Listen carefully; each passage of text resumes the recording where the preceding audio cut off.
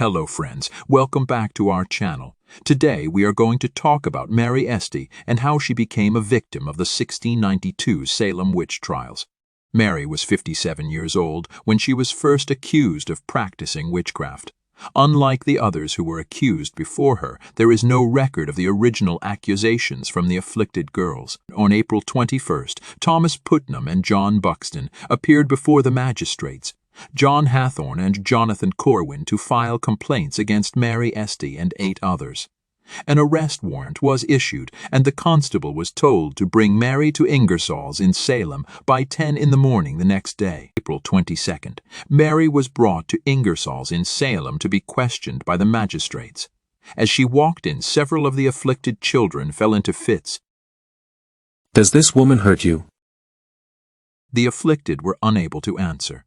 Abigail Williams said, "It was Goody Esty that hurt me. She also hurt Mary Walcott, Ann Putnam, and John Indian. I saw her with Goody Hobbs." "What do you say? Are you guilty?" "I can say before Christ Jesus, I am free." He asked the afflicted if Mary had brought them the book. But when they tried to answer, their mouths were stopped. "What have you done to these children?" "I know nothing." "How can you say you know nothing when you see these tormented that are accusing you?" "Would you have me accuse myself?" "Yes, if you be guilty. How far have you complied with Satan, whereby he takes advantage of you?" "Sir, I never complied, but prayed against him all my days. I have no compliance with Satan in this. What would you have me do?" "Confess if you be guilty." "I will say it. If it was my last time, I am clear of this sin." "Of what sin?" "Of witchcraft." He asked the afflicted if they were certain Mary was the woman who afflicted them. None could answer, as they were all in fits. "Is this the woman?" Betty Hubbard cried out, "Oh, Goody Esty, you are the woman, you are the woman. Put up her head, for while her head is bowed the necks of these are broken." "What do you say to this?" "Why, God will know." "Nay, God knows now." Mary was sent to jail to await further questioning. On May 18th, she was brought back for her second examination. This time, all but one afflicted child were no longer sure it was Mary that tormented them. Mercy Lewis was the only one who still claimed to be afflicted. The magistrates released Mary into her family's custody. After Mary had been released from custody and no longer suspected of witchcraft, Mercy Lewis started having strange fits.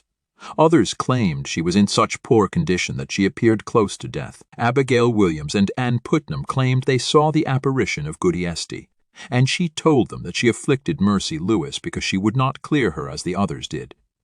When they visited Mercy, they said they saw the apparition of Goody Esty afflicting and choking her. On May 20th, just 2 days after Mary was released from jail, John Putnam Jr. and Benjamin Hutchinson appeared before the magistrates to file a second complaint against Mary Esty for afflicting Mercy Lewis. She was arrested on the 21st and brought to Beadle's Tavern in Salem to face her third examination. On May 23rd, the magistrates brought Mary Esty in for her third examination. This time, all questions were about her affliction of Mercy Lewis. During the examination, all the girls were in fits and being tormented. Ann Putnam Jr. said it was Goody Esty that tormented her, Mary Walcott, Mercy Lewis, Elizabeth Hubbard, and Abigail Williams. Anne said, "I believe in my heart that Mary Esty is a most dreadful witch, and she has often afflicted me with her acts of witchcraft." Mary was sent to jail to await further questioning. Many came forward to speak of Mary's good nature while she was held in both Ipswich and Boston jails. On September 9th, the magistrates received a petition from Mary Esty and her sister Sarah Cloyce from jail. Their petition made 3 requests. They declared their innocence and said that since they could not speak for themselves and were not allowed to have counsel speak for them, they asked the judges to advise them. The sisters requested that those who have had the longest and best knowledge of us, being persons of good report, may be suffered to testify upon oath what they know concerning each of us. Lastly, they asked that the testimony be of actual legal evidence. They ended their petition saying, "We hope the honored court and jury will be so tender of the lives of such as we." as not to condemn them without a fair and equal hearing of what may be said for us as well as against us. Unfortunately, their petition fell on deaf's ears, as Mary was indicted for afflicting Mercy Lewis and Elizabeth Hubbard. On September 15th, Mary sent another petition to William Phipps and the judges. I petition to your honors not for my own life, for I know I must die, and my appointed time is set. But the Lord he knows that if it is possible no more innocent blood may be shed.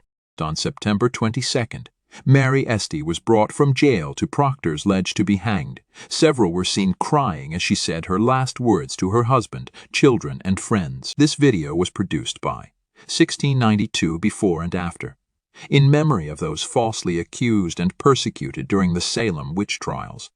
If you enjoyed this video, please hit the like and subscribe button. For more information about the Salem witch trials, visit our website at 1692beforeandafter.com.